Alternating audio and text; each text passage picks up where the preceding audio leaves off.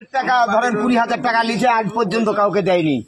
হ্যাঁ, ঘর দেয়নি, টাকা তো দূরে ঘরও পাইনি। হ্যাঁ, আবার রাস্তাঘাট সব একবারে দুর্নীতিতে ইয়ে গেছে, কিছু কাজ হয়েছে না। দুই আমাদের হ্যাঁ একটা কাজ করেনি, সব টাকা নিয়ে সব শেষ করে দিয়েছে। হ্যাঁ, আমরা গাইডও চাই না।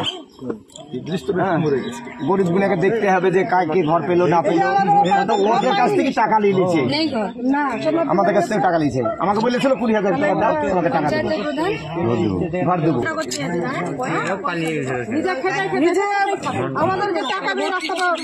এই জায়গাটা এতটা খাদ ছিল, এই ঘাটা থেকে নিজে থেকে রাবি সেনে ফেলে এদের লোক যাতায়াত হয়েছে।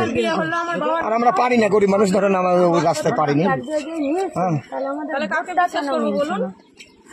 আপনি যা কথা বলছেন আমরা তো সেম কথাই বলছি, একই কথাই। রাস্তাঘাট গুলো একটু নয়, পাড়াতে একটা লাইট নাই,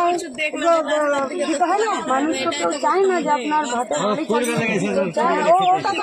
কিন্তু আমাদের যেটা দরকার বৃষ্টি হলে আর কোনো গাড়ি রাস্তাটা করবার দায়িত্ব কার? পঞ্চায়েতের। রাস্তাটা করার দায়িত্ব হচ্ছে পঞ্চায়েতের। সবাই সেই পঞ্চায়েত কিছু করেনি। তাহলে আমরা আপনাদেরকে কথা দিচ্ছি এ রাস্তা হবে। ও সব মানে পার্টিতে জায়গায় থাকে, আমাদের মেম্বার আছে তো,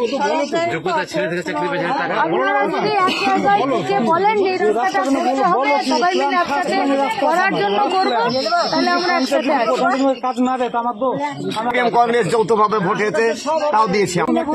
পাড়ার লোককে নিয়ে একটা মিটিং ডাকা, আর আপনি যে এই রাস্তাটার জন্য প্ল্যান দিয়েছেন জমা, এবং আপনার বোর্ড মিটিং এ এটা আপনি রেখেছেন ক তারিখে রেখেছেন, সেইটা দিয়ে আপনি সব পাড়াতে চিটিয়ে দিন, ওরা দেখুক তো চোখের সামনে।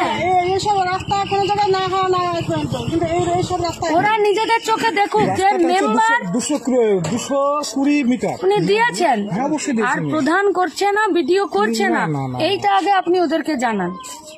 আগে আপনার প্রতি যে কারণে আপনাকে ওরা জিতিয়েছে, আপনি যে ওনাদের কাজটা করছেন আগে সেইটা আপনি ওকে জানান। তারপরে আপনার কাজটা কোথায় গিয়ে আটকাচ্ছে, ওরা যাবে দরকার পড়লে আপনার সাথে, আমরা যাব। বাস আপনারা সবাই থাকলেই বাঁচবে। খুব খুশি আমি বাংলা